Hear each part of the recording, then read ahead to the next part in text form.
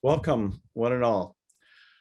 Today we will be hearing a special presentation on spirituality and progress, excuse me. And our speaker today will be Dr. Gene Jennings. And he will share with us his thoughts. We won't do an interview this time, even though that worked pretty successfully. I just told him to go for it, and he will, as you know. And I'll just do a few quick announcements before we get started. Next week, there will be a presentation on Aquarius and individuation. The week after that, on the Pythagorean oath. And the week after that, Prometheus Unbound. And the week after that, Krishna Avatar. And that's at least 4 of them to look forward to ahead of time. And last week, we heard a wonderful presentation given by Carolyn. And we tuned into the Institute of World Culture, and we heard about global leadership. And our apologies for the technology snafus. We're just learning. So, but I heard that a lot of people did get some enjoyment out of that, despite the technology issues. And what that was also was an experiment with live webcasts. We think in the next month or 2, we will be doing live webcasts as well. It'll be very easy, if not easier, to tune into that. We'll just send out an announcement with a link. You click on the link and you're there. So speaking of the Institute of World Culture, there will be a special presentation in 2 weeks from now on the symbolism of the lotus as a symbol of transformation and renewal, so that people might enjoy that. I'll send out a link for that too at the right time. So without further ado, Dr. Gene Jennings. But wait a minute. The intro. Can I do the poem? Yes, you can. Did Monica come? Because she's 10 times a better reader than I am. So, all right. Well, I'll do the best I can. Share screen. And here's the poem. And you guys can imagine Monica reading this. Okay. A Perpetual Journey from Walt Whitman. I tramp a perpetual journey. Come listen all. Not I nor anyone else can travel that road for you. You must travel it for yourself. This day before dawn, I ascended a hill and looked at the crowded heaven. And I said to my spirit, when we become the enfolders of those orbs and the pleasure and knowledge of everything in them, shall we be filled and satisfied then? And my spirit said, no, we but level that lift to pass and continue beyond. Okay, thank you, Jonathan. And let me... You stop share. Now it's all yours. Okay, do you want to continue? Continue. So let's pull this up. And again, if there's anyone that, has any questions as we're moving along and, I can't see them, Jonathan, VJ, just let me know, okay? Sure. All righty. And so, and actually this, whoops, let me go back. I make that mistake often. Okay. Because I can't see once I've got the gallery view up, I can't see the full screen. So I'm really going to put everybody out of sight. All right, so let's try this again.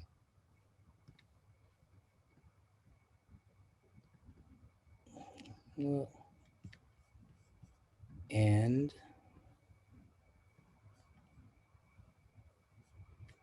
okay, so this is really a challenging topic. And, I even played with the title in terms of spiritual progress, spirituality and progress. And about 3 or 4 hours ago, I just came up with this idea that really this is a brief introduction and scope to an overview of what spirituality or spiritual progress may look like. It's such a vast subject and topic that there's no way we can do any real justice to it within 30 minutes or so. But hopefully, by the end, you'll have an idea of what the grand possibilities of this progression involves. And so, when we talk about spiritual progress or progress in regards to anything, the question is, where are we coming from and where are we going? And the question also regards who or what is it that is progressing? If we're looking at the idea of spirituality, um, and we look at it in its integral state, there really is not any progression there. Um, and part of that depends on how we define spirituality. And so, one of the things that we have to do, and there we go, we have to ask, and this is going to vary probably with everybody, what is spirituality? What is that which is considered to be spiritual? And it all falls then under that scope of relative spirituality. And we say relative because just like the word God, if you asked 1,000 people what that word means, you would likely get 1,000 different inner responses. And it's not that any of them would be wrong, but they would just be from different perspectives, from different views, from different levels of development. And so all of that has to be taken into account. The other question is, what is progress or what is progression? And obviously, the simple answer is that it's moving from point A to point B. It's moving from some position here in the so-called present to some position that unfolds potentiality, hopefully for the better, in a positive progressive motion, despite the fact that sometimes we may go backwards a little bit, but overall the movement would be forward. And so the idea then embraces that of a cycle or a spiral in terms of ever widening degrees of perception, understanding, and volitional ability. And so the idea then of spiritual progression, if we look at the third bullet, what is it that is becoming spiritual and why? Why do we see this entity that we feel has to develop becoming spiritual versus material? And even if we use these two terms, material and spiritual, as the teachers say, we have to acknowledge that the relativity between them will vary. So, what is spiritual one day may be material the next day in regards to the progression that we have made. And so, as the quote that Jonathan read in the beginning seems to imply, the ever widening view of spirituality just doesn't stop. It's really the circle of our awareness, perhaps, that is widening and progressing in terms of depth of understanding and ability, more so than anything that we consider to be spiritual. And so, this whole idea then is related to this thing that we will briefly define, that is supposedly going through this spiritually progressive journey. And so we've already said that there have to be many definitions of spirituality and spiritual based on the experiences of individuals, based on their understanding, based on their level of development. So one's mature view of spirituality might not be the same view of spirituality that, let's say, someone in an adolescent state, not necessarily an adolescent age, but in an adolescent state, might be able to embrace. And so if we just think of the idea of circles or concentric circles, the wider concentric circle embraces the lesser concentric circle. And each of those are, again, progressing in a very spiral manner, encompassing higher and more subtle levels. And the word, again, higher is not the correct word, but, how can we use correct words when we're talking about higher inner subjective objective? But hopefully the idea is there that there is this greater penetrability into that state that is pervasive. And so if we have to ask, how do we define spiritual? If we look in the Gita, which most of you are familiar with, the easy answer is that we can consider spiritual and or divine, which is universal, which is impartable, it's incorruptible, it doesn't change in the conventional way that we talk about change. It is pervasive, it is beyond any idea of personality, it's beyond any idea of I, and it is always inclusive in regards to life. There is nothing that is excluded from its view, from its touch, from its light. And to the degree that we exclude anyone, anything, any life, even a rattlesnake, in the metaphoric sense as well as in the literal sense, is the degree to which we have not embraced the totality of what life holds for us. And so, if we assume that this is a general working definition for spirituality, again, how do we progress within such a state? And that question again brings up the question of what is progressing. So we're going to keep that what is progressing in mind for a moment, and also look at the idea that what one identifies as spiritual, and we can even embrace those words divine, eternal, and absolute. Again, because it depends on every individual, will be different in terms of the experiences that they embrace and in the way they describe those numinous experiences, perhaps, that they encounter. And so, just for ease and simplicity, we've kind of grouped three basic little groups here. The common personality, which is the everyday person that might have what they consider a spiritual experience.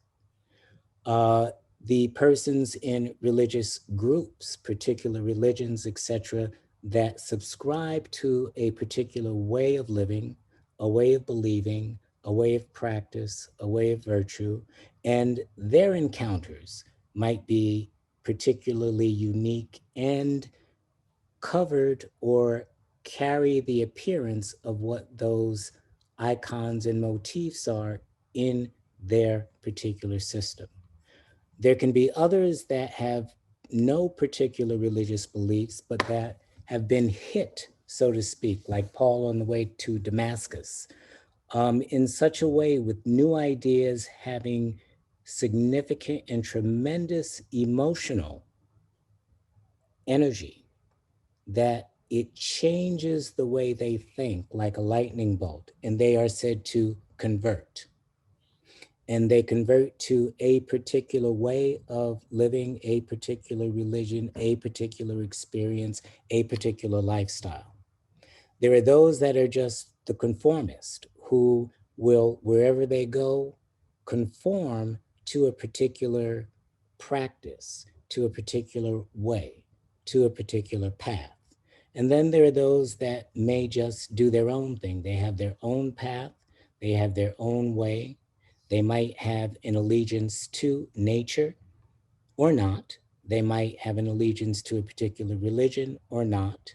Or again, as some of you are aware, the transcendentalists of sorts have encountered certain numinous experiences within nature itself and sense that inner life, and that becomes their particular path, but still not a totality.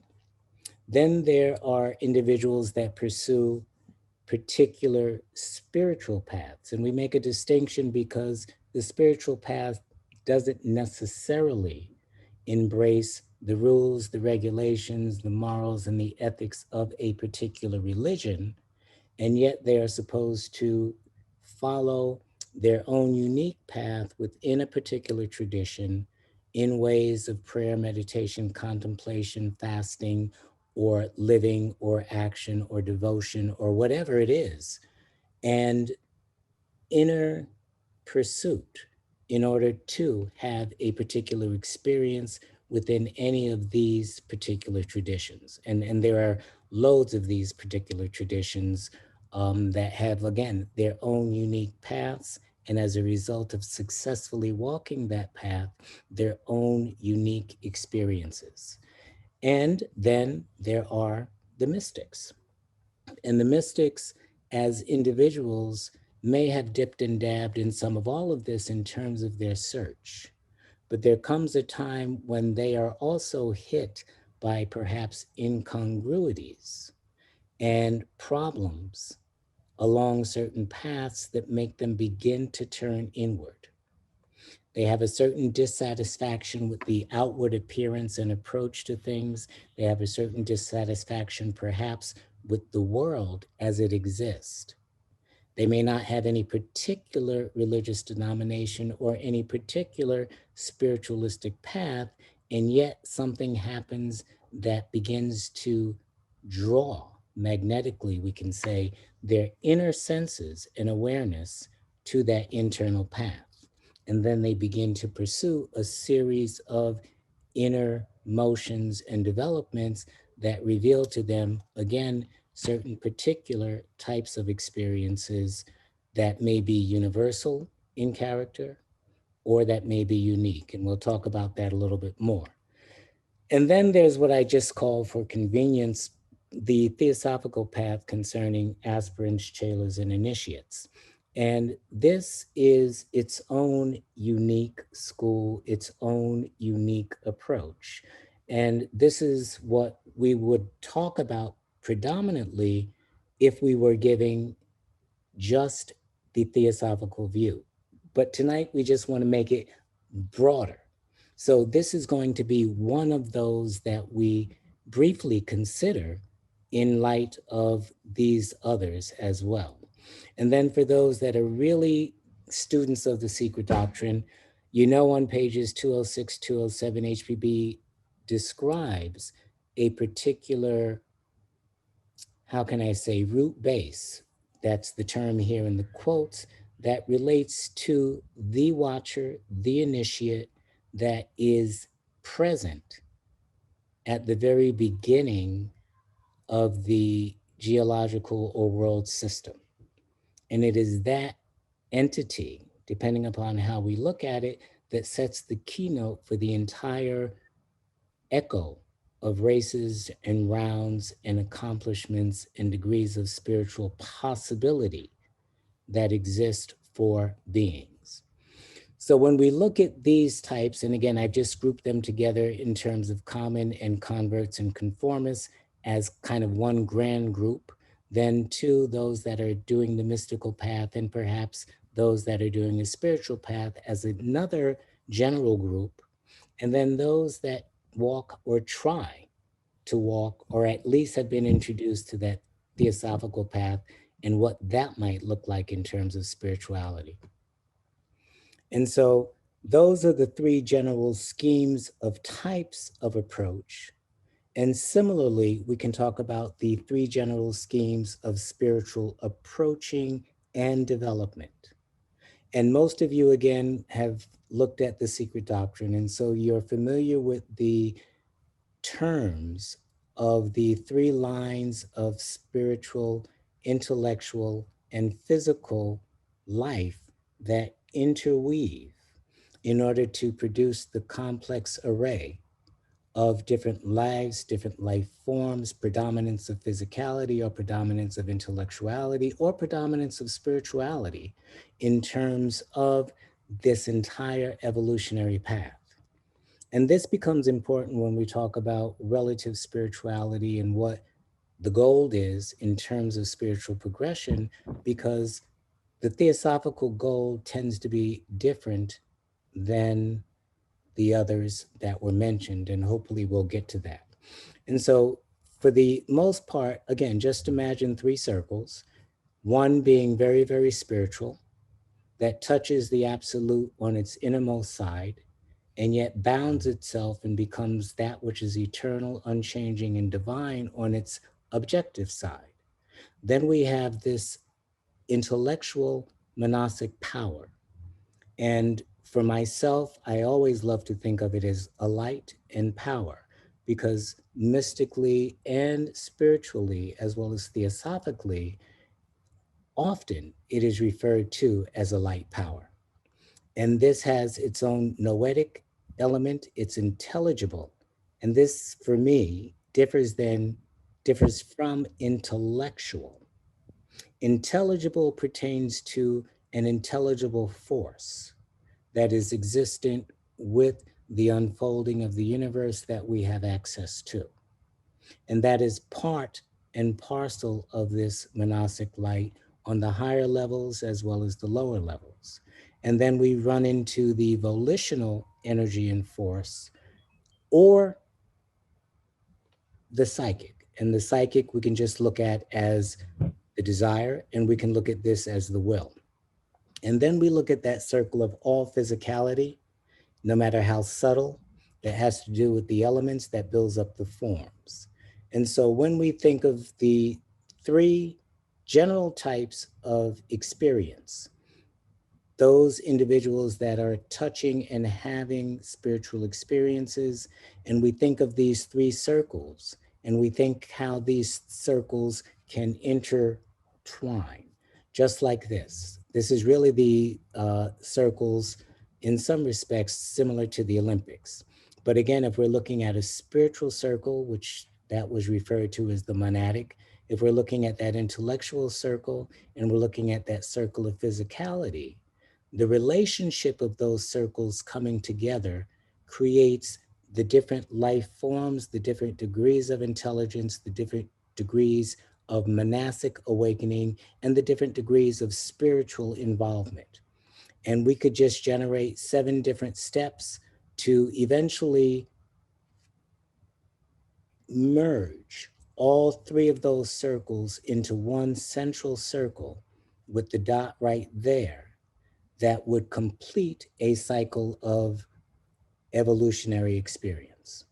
And the completion of that cycle of evolutionary experience would imply that we have full access to that which is considered spiritual, divine, and the monastic aspect of that, or the intellectual, the intelligible, the understandable, as well as the access to the full degree of formation that could occur. This would be in terms of knowledge. This would be in terms of the application, which becomes wisdom in action. This would be in terms of understanding. This would be in terms of clarity. So when we begin to speak about spiritual progression, we can also think of it metaphorically as, to what degree do these 3 circles merge?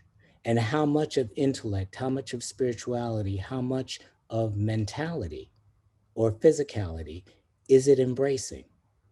Because that then will become the limit of its understanding as it relates to its own evolutionary journey. So from there, we have to at least keep in mind, again, similar to those 3 circles, these bullet points, which simply reference the 7 principles of our nature. Again, Judge and Blavatsky tell us we truly only have one principle, but the various aspects of that principle, similar to the circles that you just saw in the previous slide, for one reason or another present themselves as a triad. We see that cosmically, we see that in terms of our own incarnations as it relates to those three circles and the grand categories that they embrace. And so here again, we have pure spirit, or what is called theosophically the atmic force. And this would embrace an understanding of what it is, what it does, how it operates, and in essence, the phases of life expression that it is able to manifest. And someone might think, give me a break. How can you even begin to consider that? But in the Mahatma letters itself, this is exactly what the teachers talk about. They make reference to the fact that if one is able to understand life in all of its aspects and manifestations, then they can begin to understand what the intent and the efforts and the goals of that spiritual dimension of the universe is about. Secondly, we have that which is considered spiritual and divine. And the divine typically is considered to be the vehicle or the individualizing aspect of this universal force.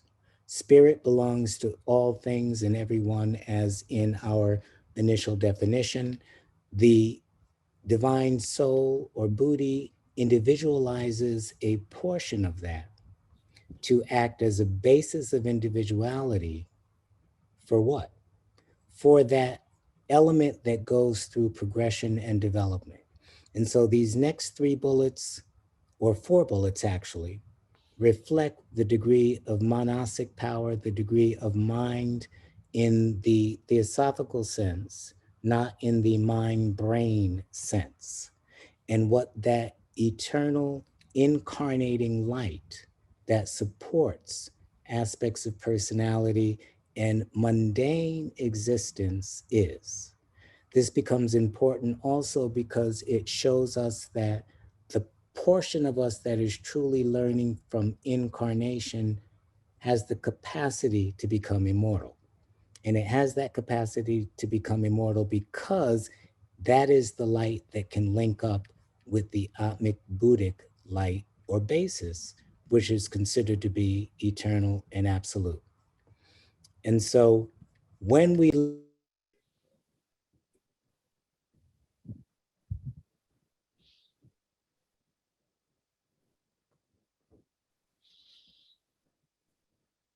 I'm sorry, Gene. I think I muted you. oh, I'm sorry. I was Okay, trying so to allow got somebody. it. No problem.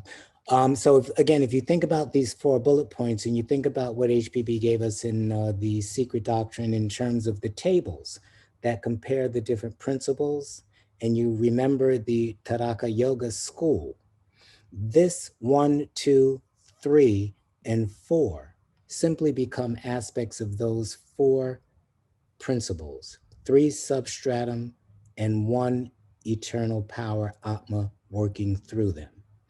And so we can then divide these in very different ways according to that chart. But this simply becomes important because each aspect, and again, these are those 3 circles, results in different kinds of experiences that people consider to be psychic and or spiritual and or divine and or unexpressible and unnameable.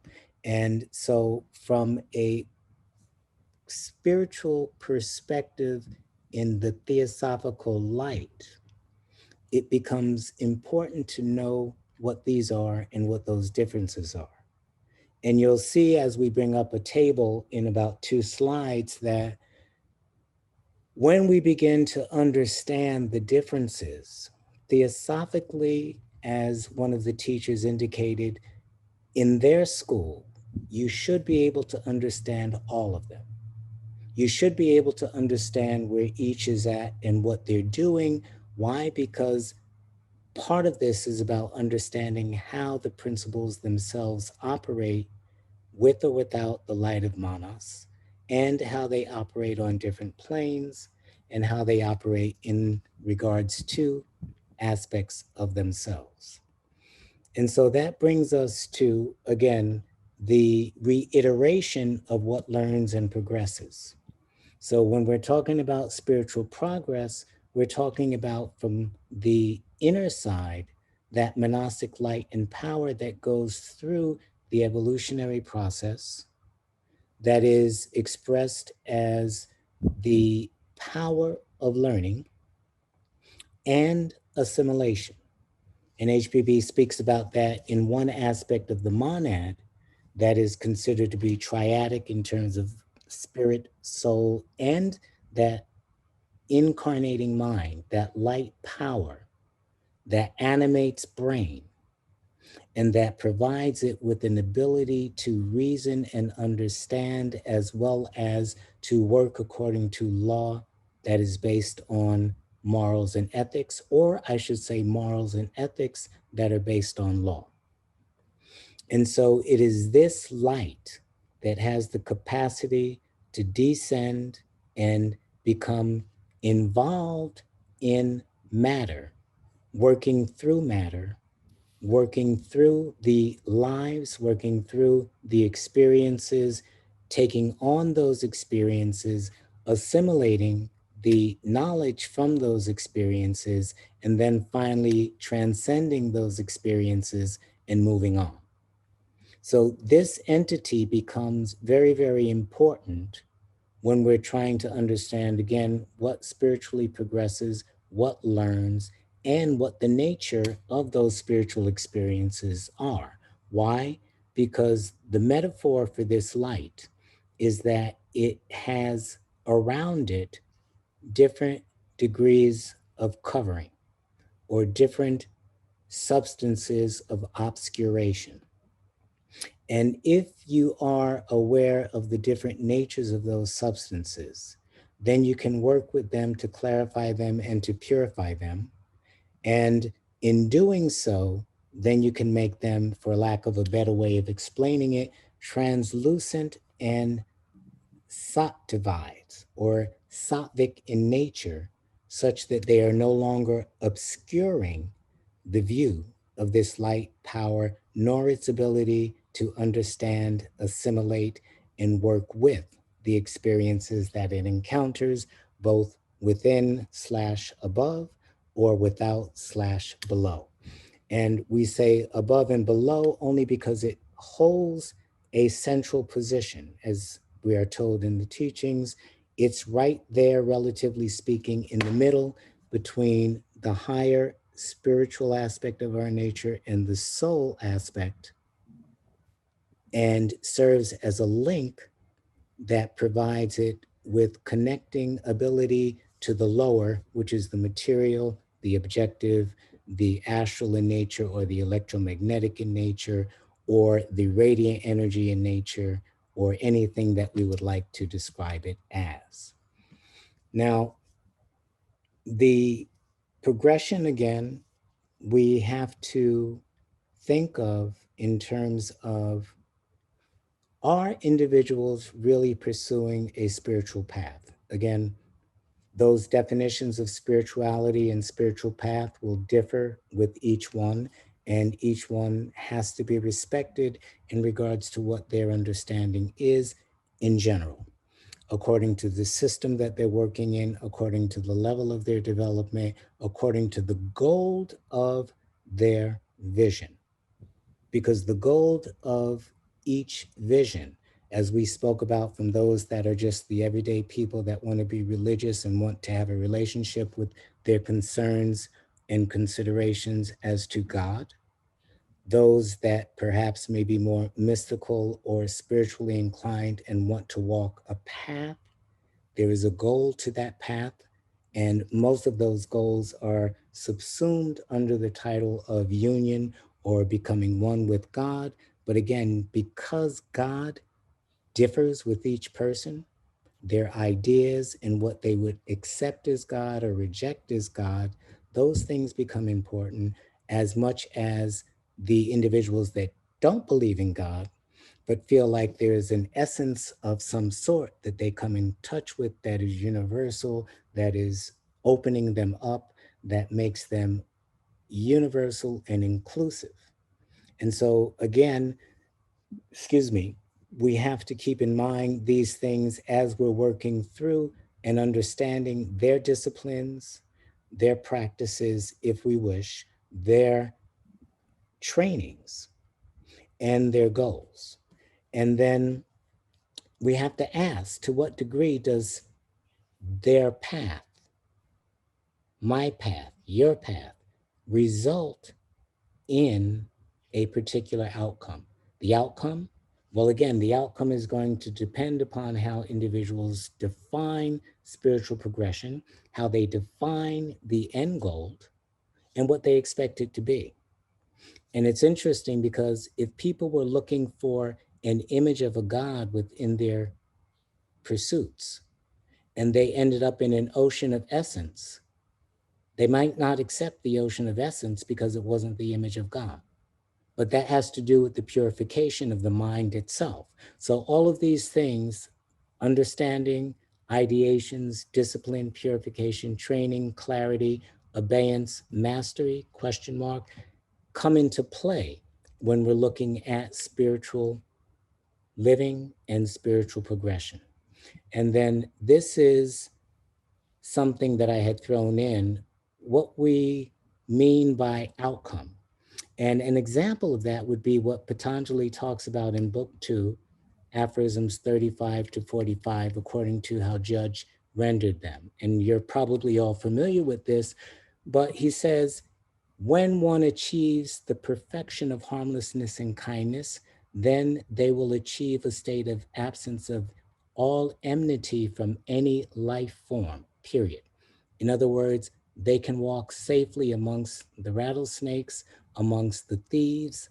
It does not matter because of this degree of perfection of harmlessness and kindness. And that's not embraced in all spiritual paths. Truthfulness, when we've gotten to the point where we are true in terms of our living, when we are true perhaps in terms of having, like the Paramitas state, our words and actions conforming properly with the laws, then there is no room for karma in terms of generating karma, but then we become the focus for all karmic works, good or bad. Why? Because we're emptying out the karmic sheath. And that's okay, because when we have achieved a degree of truthfulness to that extent, then we're no longer the one that started out on that particular path. And he goes through all of these, and these are only 10 points. And again, you guys are probably familiar with them. Lack of theft in mind and act, we become, or we reach a point wherein we are able to obtain all wealth. And we have to put the word wealth in quotes, because the greatest wealth is the freedom and power to. It is not a possession, it is not an object, it is not a thing to hold or a thing to have, but is the freedom to be, to use, and to act. Continence, gain of strength in body and mind. And again, we can't think about conventional body and mind.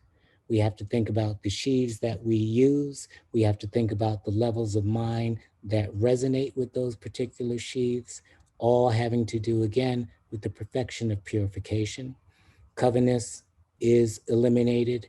We can achieve an understanding of knowledge of all pertaining to former lives, because we're not clinging to any particular life. We understand what they are in terms of the ideations of our soul. And so we view them as such. When we have mental purification of mind and body, then thorough discernment of cause and the nature of the body and how it connects with the soul, etc., comes about, and several others in terms of contentment, austerities, inaudible muttering, and perfection. And so when we're doing any practice that has reached the level of perfection, the supreme resignation, all of those have outcomes. They generate clear effects. And so when one walks a spiritual path, there is really no delusion. There is no faking it in the sense of true achievement. And yet that will vary again with the particular schools.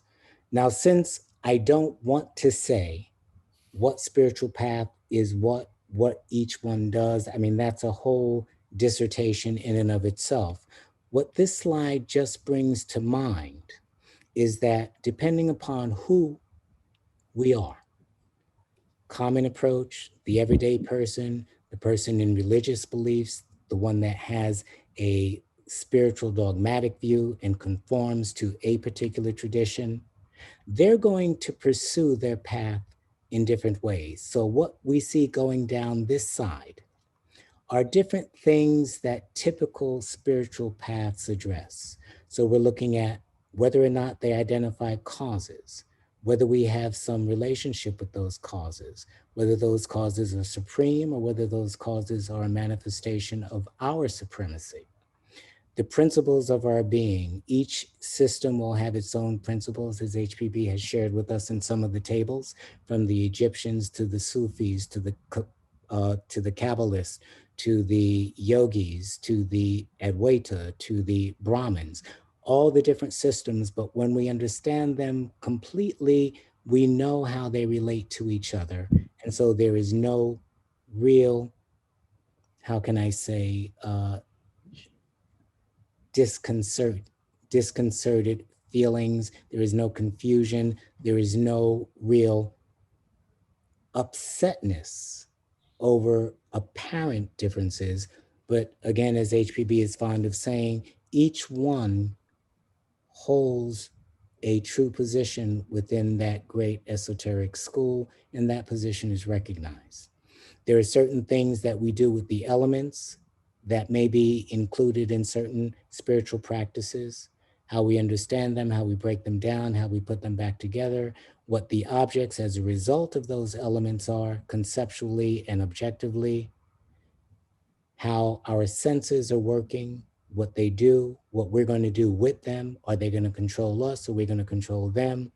Organs of action, both within our bodies and the dominant organs of actions, such as our hands and our feet and our mouth and our organs of recreation, etc. What we're going to do with them, how we're going to treat them, how we're going to use them. Are we going to purify them, or are we going to degrade them, or are we going to elevate them? All of these have to do with spiritual practices. What is the person? What is the personality? What is the locus of I? What is the difference between I-ness and isness? How does that relate to me as a person? How does that relate to Manas as an incarnating entity? All of these are aspects that have to, in one school, be understood. In other schools may or may not be understood because they may or may not be perceived as important. Planes and sets of organs and senses on those particular planes as they relate to their functionalities.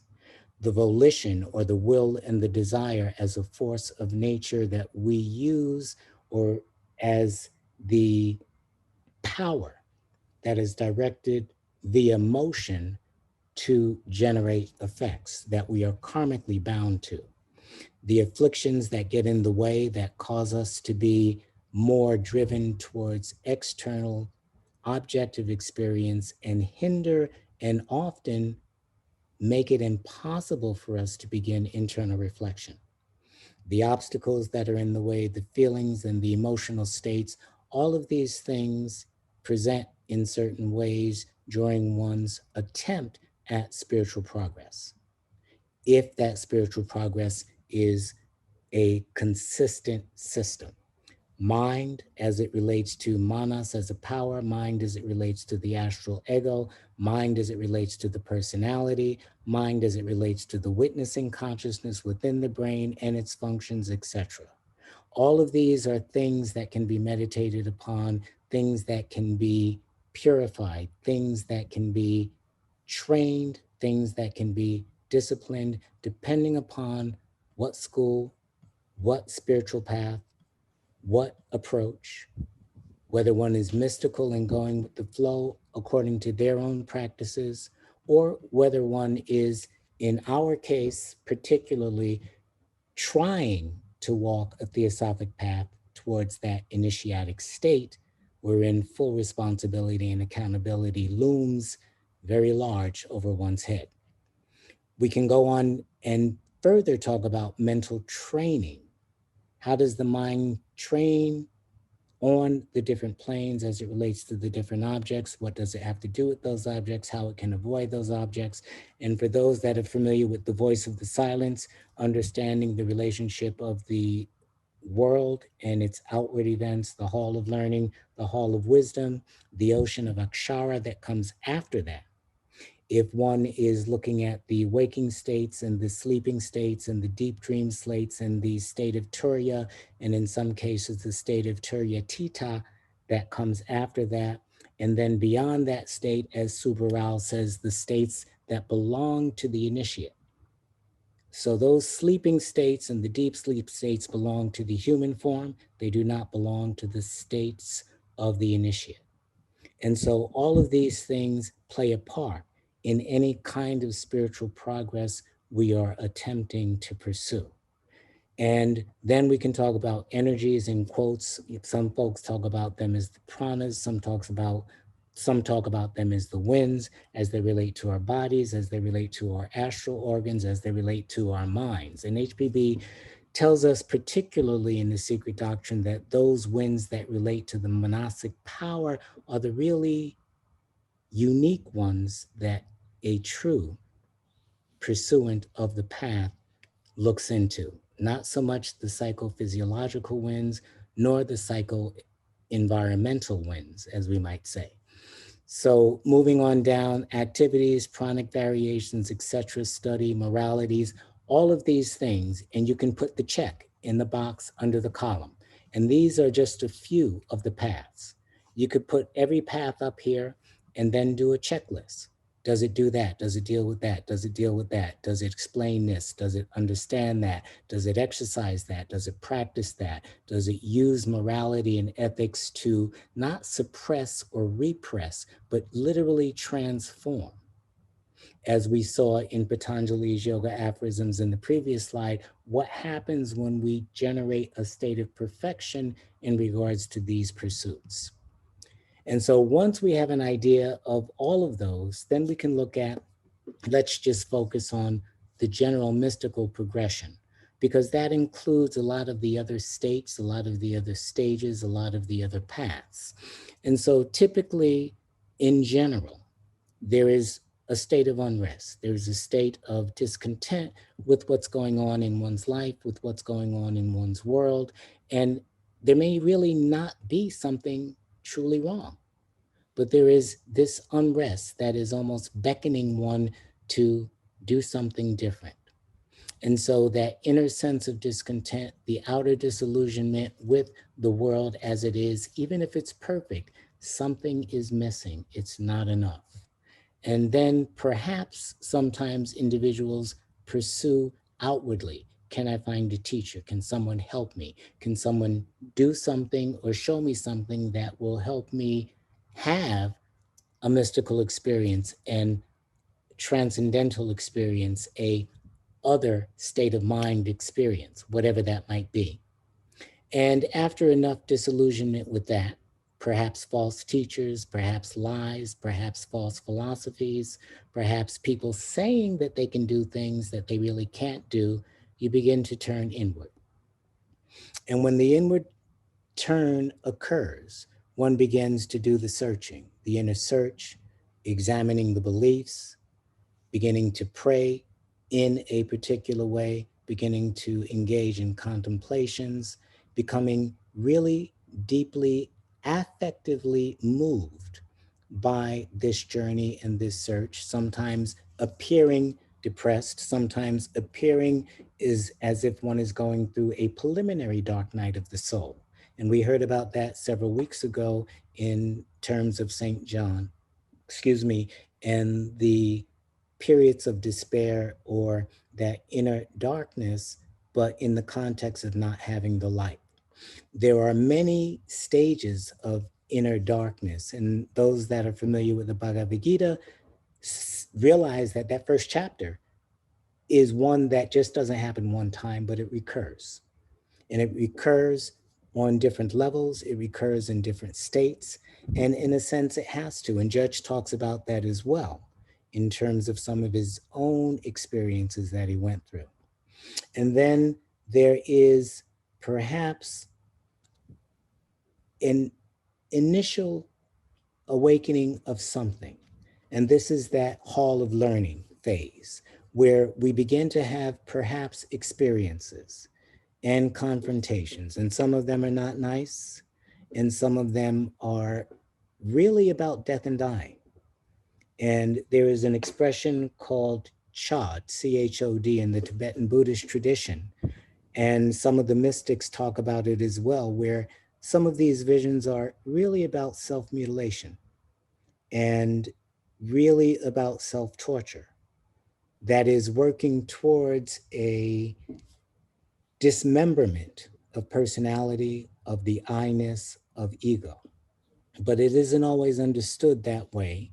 And so it attacks one mentally, physically, psychically, in many ways. And it can reflect urges, tendencies, habits, ideas, emotions, fears, lower visions, and lust, as well as hatreds, etc.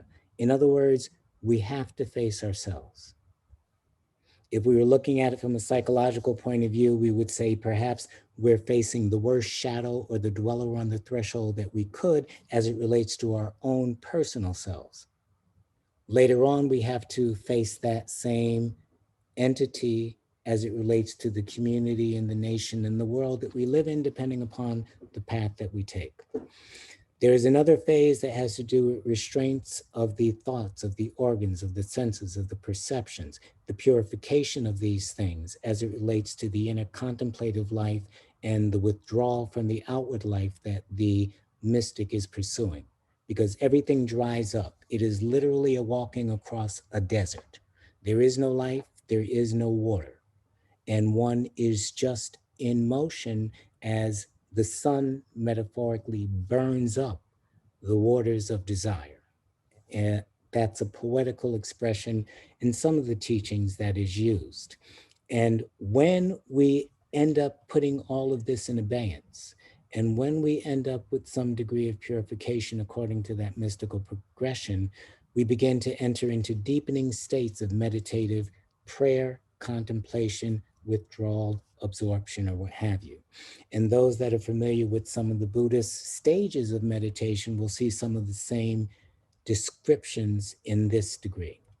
And so then we enter into a degree of illumination. And there are various degrees of illumination, and Judge talks about the various types of, for lack of a better way, planes, substances, illuminations per plane. And so we can talk about those that have to do with the astral. We can talk about those, he says, that has to do with the etheric. We can talk about those, he says, that have to do with the akashic, and those that have to do with the anima mundi, and those that may have to do with beyond, purely in an intelligible realm where things are formless and yet potent. And so all of these degrees of illumination, some positive, some negative, that may embrace insights, that may embrace lies and deceptions, all have to be gone through. And in a sense, that's one's own personal test. And then if one comes out relatively successful, there's visions or a sense of the divine or some kind of encounter with an alternative force or presence or light or luminosity. And all of these things are interpreted differently, and typically they're interpreted within the school framework that the individual is engaged in, whether it's a mystical path, whether it's a religious path, or what have you. And then after that fog is lifted, one begins to see the inner light. And that inner light we have to be careful about from a theosophical perspective, but again, it is more an entified light. The closest thing that we can use as a similarity is the near-death experience and the light that individuals perceive and the love and the compassion and the understanding and the wisdom and everything else that it exudes. And then if one is further pursuing the path, there is union. And we have to question also union with what at what stage, but usually those things are not distinguished nor are they determined.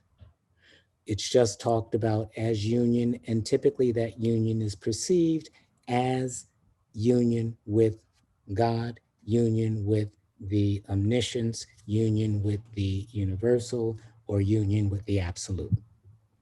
And then if one is not doing the relative selfish path, one begins to return to the world, and in returning to the world, takes up some type of active work that benefits humanity. And so, to that degree, whether it's a socialistic pursuit, whether it's a soup kitchen pursuit, whether it's a healing pursuit, whether it's a spiritual educational pursuit, whether it's setting up ashrams, whether it's setting up churches, there's something that they are doing that is geared towards a benefit and enlightenment, an enlightened aspect of life and living for humanity. And so that's the typical spiritual path. When we're looking, and I'm jumping way ahead in some degrees, to the spiritual path in what is considered to be the wisdom religion tradition. When we look at those initial pages that HPB explains in the Secret Doctrine about the Watcher and the Initiate, and that this particular entity or being is the only one that is responsible for all truly initiated beings in the world, now we enter into a different level of spiritual pursuit and understanding. And if we think back to the three circles, to the monadic, to the intellectual, to the, or the intelligible, to the physical, and we think about the seven principles, in some respects, those plus the three fundamentals are the starting point of that particular school. It is imperative that there is a great degree of understanding concerning those things, because they serve to a great degree as the basis or the substratum upon which everything is built. And how we take them apart, put them together, and how we mix them up, very much like the gunas, determine how we evolve the different planes, the different states, the different aggregates, the different forms, the different atoms, the different forces, the different states of consciousness, the different states of perception, whatever it is that we want to look at. Whether we're talking about cosmogenesis, whether we're talking about anthropogenesis, whether we're looking at the geological formation, whether we're looking at nebula formation, as she says in the Secret Doctrine as it relates to the proem, although we're focusing primarily on the solar system, these seven stanzas can be applied to every stage of manifested and pre-manifested existence. And so here we have to understand, not that we're going to explain all of these things again, that monadic essence and its force. We have to understand the monastic power as the incarnating ray, as it relates to personal consciousness, as it relates to karma, as it relates to reincarnation, world experience, and assimilation. We have to think about the astral ego, which differs from the brain-based being, yet is related to that, and is also related to the monastic power and its relations to the various planes, to the various sheaths, to the focal points in which it takes a seat of operation.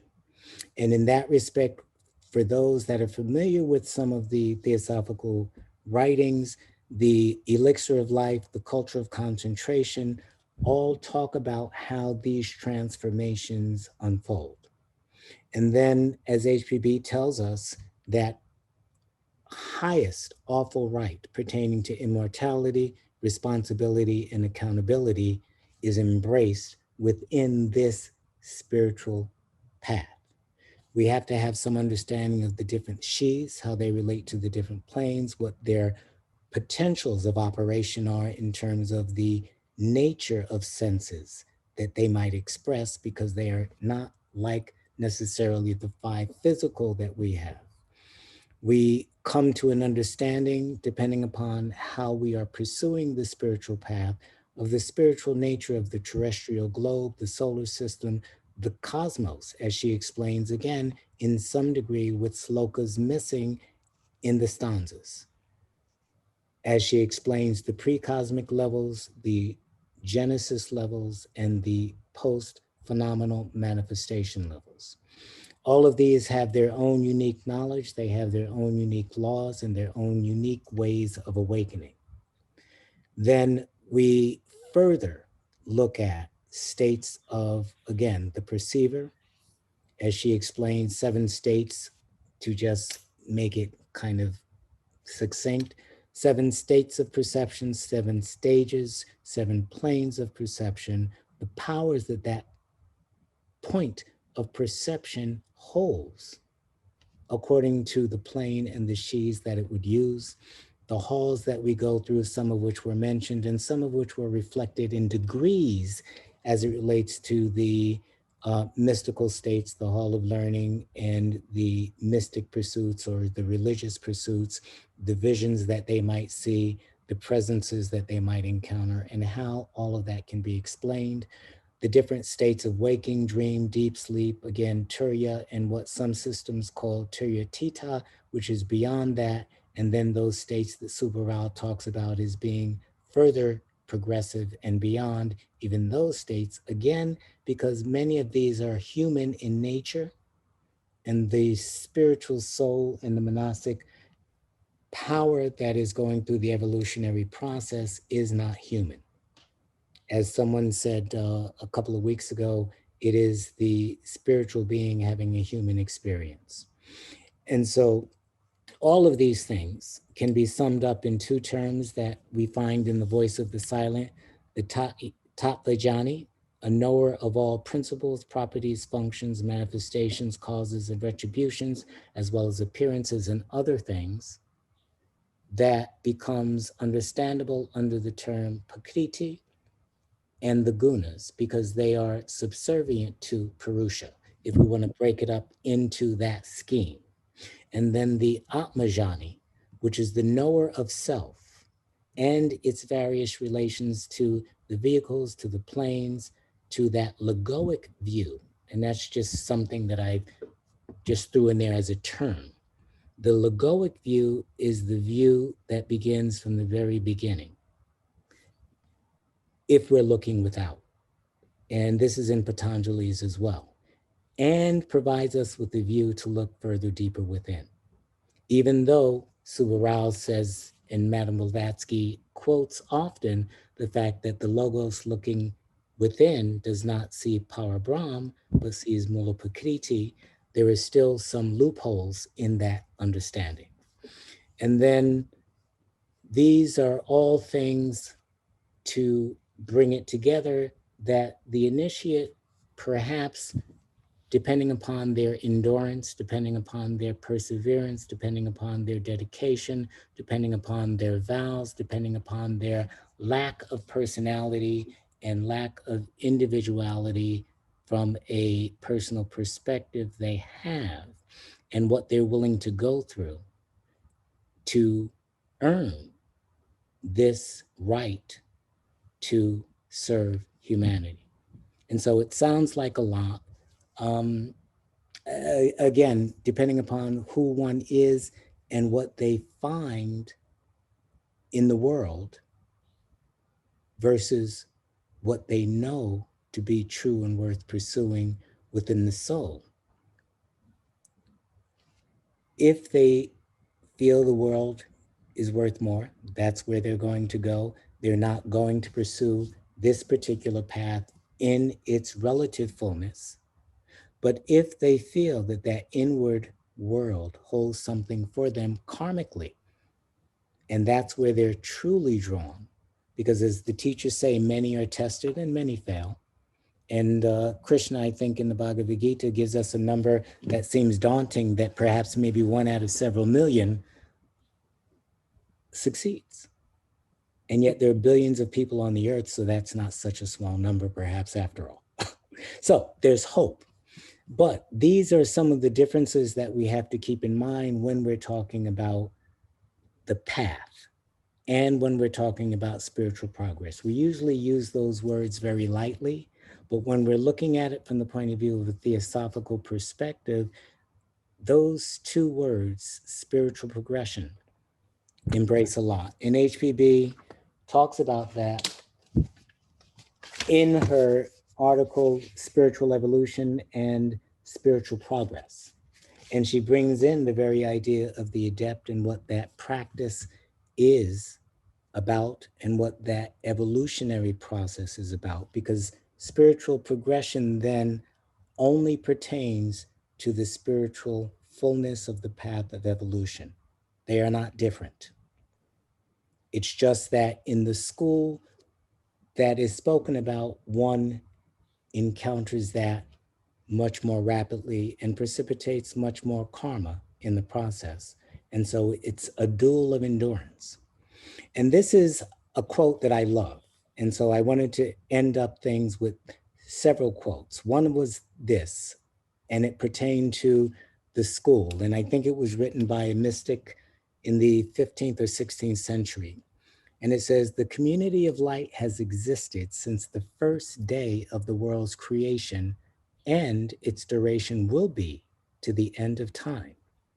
This community possesses a school in which all who thirst for knowledge are instructed by the spirit of wisdom itself, and all the mysteries of God and of nature are preserved therein for the children of light. Perfect knowledge of God, of nature, and of humanity are the objects of instruction in this school. It is thence that all truths penetrate into the world. It is in this community alone that truth and the explanation of all mystery is to be found. It is the most hidden of communities, yet it possesses members gathered from many orders from all time. There has been an exterior school based on this. And I can't see the bottom of that wonderful, oops, okay, based on this interior one. And then I have a little footnote there, see the voice of the silence. And so that brings me to my second reading. And HPB tells us, it is well known that in India, the methods of psychic development differ with the gurus, teachers, or masters, not only because of their belonging to different schools of philosophy, of which there are 6, but because each guru has his own system, which he generally keeps very secret. But beyond the Himalayas, the method in the esoteric schools does not differ, unless the guru is simply a lama, but little more learned than those he teaches. So again, this several hundred years old points to a school. The preface of the voice of the silence points to a school. And then HPB gives us another quote. And this is another one that just intrigues the student. It says, many are the names of that school and land. There and there alone reigns Paranishpana, Yangrab, the absolutely perfect comprehension of being and non-being, the changeless, true existence in spirit, even while the latter is seemingly still in the body. Every inhabitant thereof being a non-ego because he has become the perfect ego. Their voidness is self-existent and perfect, if there were profane eyes to sense and perceive it, because it has become absolute. The inhabitants of the mysterious region are thus supposed to have reached the state called in mystic phraseology, Vasamveda, Vendana, self-analyzing reflection, and Paramatma, or that absolute consciousness of the personal merged into the impersonal ego, which is above all, hence above illusion in every sense. And so progression to what? And HPB gives us the endpoint in The Secret Doctrine, page 183. She says, every form on earth and every speck or atom in space strives in its efforts towards self-formation to follow the model placed for it in the heavenly man. It's the atom's involution and evolution, its external and internal growth and development have all one and the same object, man. Man as the highest physical and ultimate form on this earth. The monad in its absolute totality and awakened condition as the culmination of the divine incarnations on earth. There we end. Okay. Oh, thank you, Gene.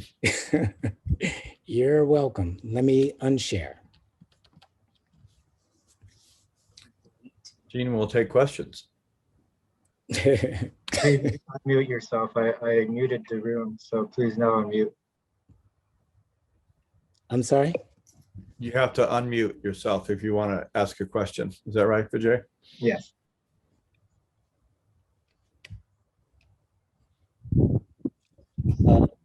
Monica?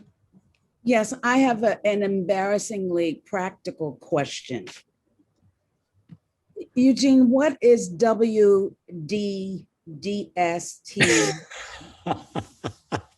I'm sorry. They're simply my initials for waking states, the dream state, the deep sleep state, the Turiya state, and the Okay. Turiya Theta state. Okay, And those that come after that. I'm embarrassed. Thank you. That's okay. But which leads me to my second question. I've heard of the Turiya state before, but could you explain what did you call the state after that? The Turiya Theta. Turiya Theta. This Yes. I have And again, it depends on which system that you're looking at. But also keep in mind again that Subra Rao spoke about the states of the initiate somewhat beginning after that. And so when we're talking about those states, perhaps we're talking about them from the point of view of the personality or the astral ego going through states of consciousness, particularly related to the physiology of our body and the particular plane that we're, for the most part, focalized on. If we're not able to shift to different planes in an integral manner, then we can get glimpses, we can get peaks, etc. But every physiological organism is, how can I say, programmed to go through those states of REM sleep and the stage 2, stage 3, stage 4, or deep sleep. And so there is some correlation with those stages as it relates to the physiology of our body, and then Turiya as stepping out beyond those states that are limited to the physiology of our body. And so from the point of view of the physical beginning and ending, that particular range may embrace a range of perception, understanding, feelings, emotions, impressions, and cognitions, and then the absence of cognitions as they relate to the brain state. And so for those that perhaps were in the Sunday class on Patanjali, there was Tanini's use of the term laya as it related to a particular state and then going into a laya state and coming out and getting on to another transitional plane. Similarly, that would be representative of a particular transition of state with integrity of consciousness, because some of the yogic states involve being aware during deep sleep state. And once you make that transition, HPB even intimates also that then there are different things that begin to happen. There are different perceptions that one becomes privy to. And that's a different stage of development. So, you know, all of these still have to be taken in a relative sense, because that deep sleep state as it relates to the physical might not be the equivalent of what deep sleep is on the astral. And Subra Rao tells us in one of his articles as well as certain other schools, that each of those states has within it a waking state, a dreaming state, and a deep sleep state. So those 3 states or 4 states become 9 states. Excuse me. Wait. Become 9. Are you saying that the Turiya state has those states within its boundaries as well? Yes. That there's a So way. and again, you have to be careful which system you're using, but you can be wake in Turiya, you can be sleep in Turiya and dream imagery in Turiya. And then you can have deep sleep state, which is absence of imagery and cognition in Turiya with presence of awareness, and then transitioning beyond that. So Subaru has in one of his articles a general rendition of that 9-fold state. So what's the name of it? Of what, the article? Uh-huh. I believe the name of the article is Consciousness and Immortality. Okay. But there are a few, I'd say you have to be careful when you begin to interpret his chart, because, you know, he does it in his purposeful, semi-blind way. But it's a good introduction to those states. Jeffrey had a question. Gina, thanks a lot. This is great. I have a couple of questions. Oh my gosh. You talk about, you know, at the end of all that process, people return and work in the world. Is that what Judge did? Again, I've never looked into Judge's life per se. I can say that if there are points at which you go through certain stages of awareness and awakening, and you go through certain death states, and you come back from those states, then obviously when you come back, you're not quite the person that went in, and you take up work. And each time those transitions occur, you may come back with something different. The Sufis talk about that as the ascent and the descents of the saints and what their works are versus those of the prophets. So when we're talking about an individual such as Judge, if we read his stories and read what he has written, and if we assume that he understands what he has written, which we should, then clearly he has come back. But we have to also ask the question, because HPB says there are the initiates, there are the adepts, there are the Mahatmas, and there are the Mahatmas of the Mahatmas. And so each one can become, in a sense, a relative Chela. And so when they come back, we have to ask what they're coming back from, but that's their personal business. And so since we're dealing with the philosophy per se, and what has been presented so that we can understand and pursue our paths and serve in the world at the same time, because altruism is the key, we can only assume that that process is going on. Yeah, you put it kind of at the end, like you go through all this stuff and then return and work in the world. And I guess my point is that, well, you just said it, you know, we're you know, altruism has to be real time. I mean, Judge was always busy, right? He was busy with his law practice and also with the theosophical work. And you're saying he went through something like the what you outlined here, you know, beginning with the discontent and moving on through all those stages, right when he was in the middle of all kinds of, you know, his family life, his business, and of course the theosophical work.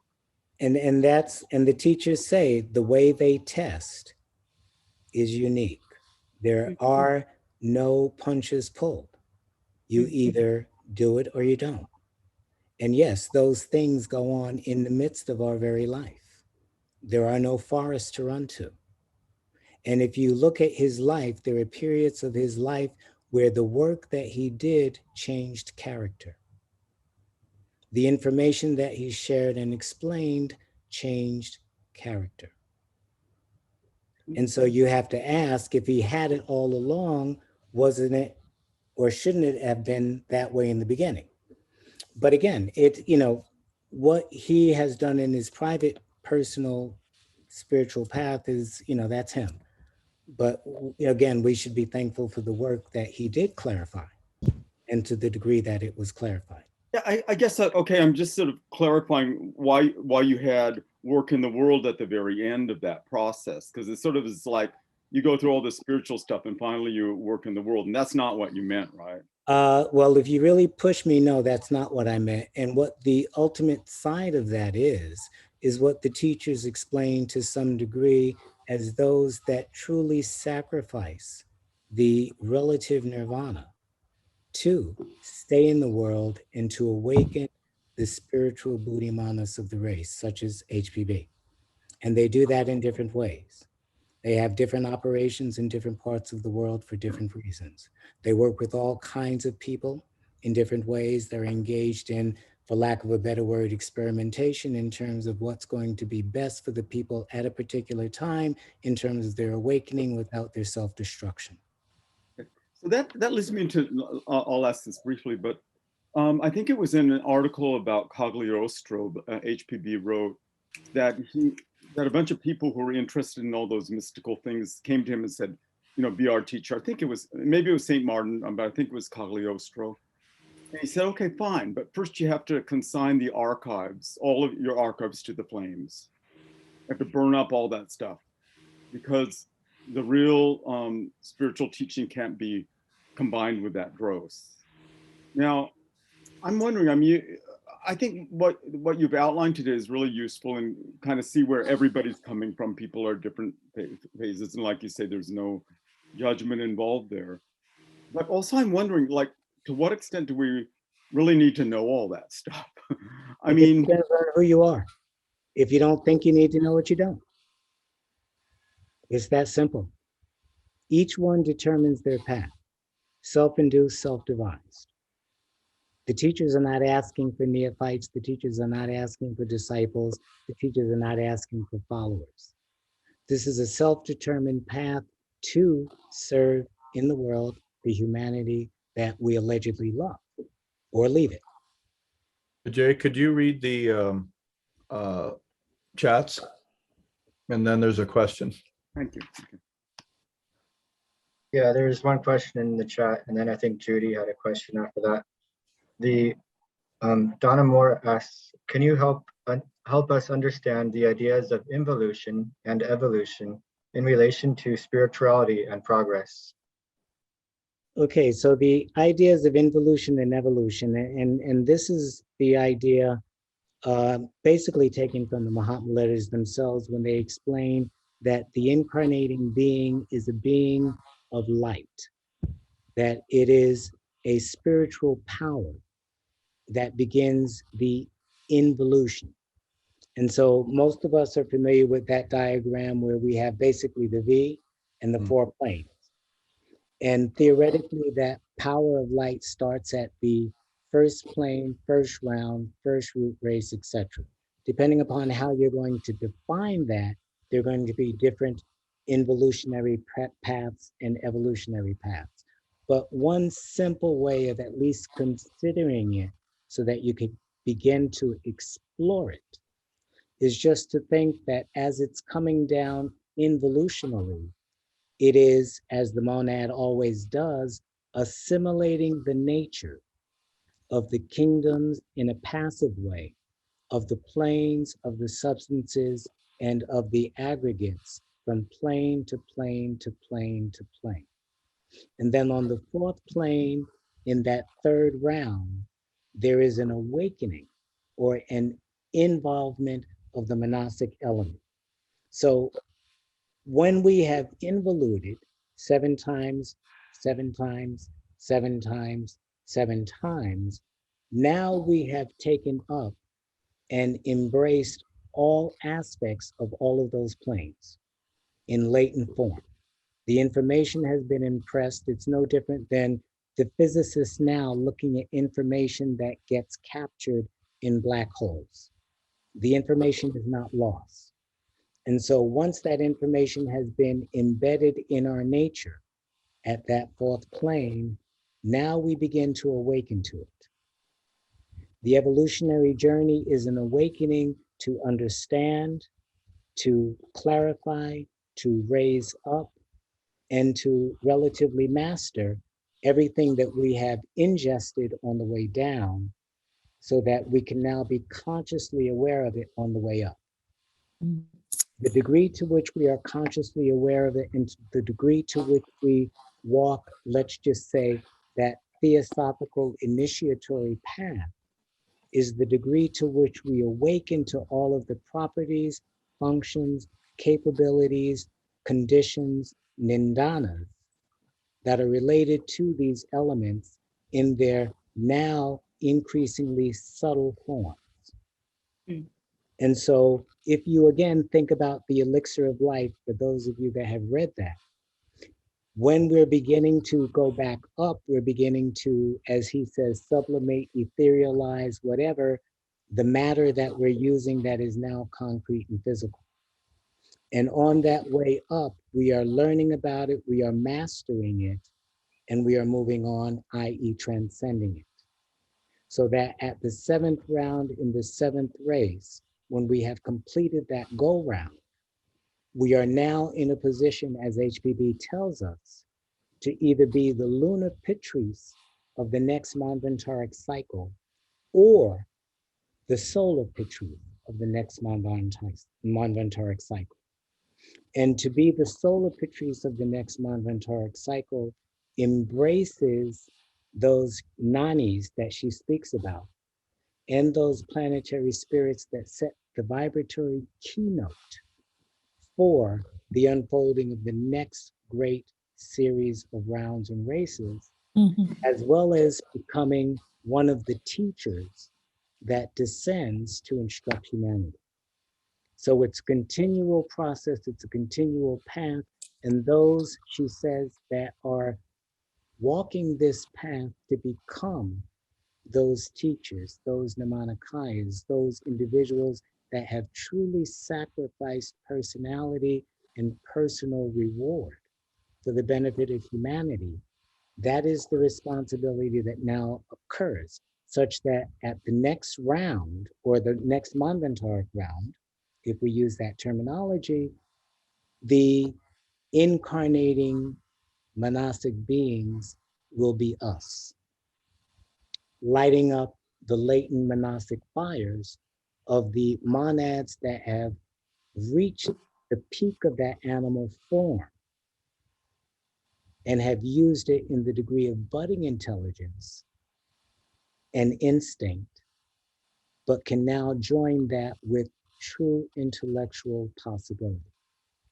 So the involution is one process, the evolution is another process. And as we do that involution and take on the nature and then awaken to it and master it, which is the evolutionary aspect, we determine at each point of that path, whether, as Jeff asked, we need all this information or we just want to cruise. And either way is fine. Jay, So- what do you want to do? Just one more question, or Judy had her hand raised. getting kind of out of time, but go ahead, Judy. Unmute. Yep. You'll have to unmute. She's unmuted. She's Oh. unmuted. Oh, Can't hear you, Judy.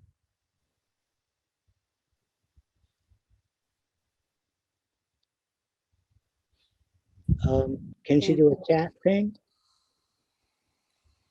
Maybe turn her own volume up. I don't know. sorry about this, Judy. We can't hear you. Go ahead. Ah, There you there There you are. Basically- Go ahead. Now we can hear you. Go ahead. Well, just briefly, in the voice of the silence, the Arhat finally realizes that the gifts and powers are not for self. And does this really also mean what you imagine is your higher divine self? That everything that you're doing on the spiritual path is renunciation. Otherwise, you're really not on a spiritual path at all. You're just on the way to being a Pratitya Buddha. In a sense, thank you. Yes, I mean the truth of the matter is that we are not even the spiritual path. And if we cling to anything on the spiritual path, even the powers, then we've not reached the goal of the spiritual path.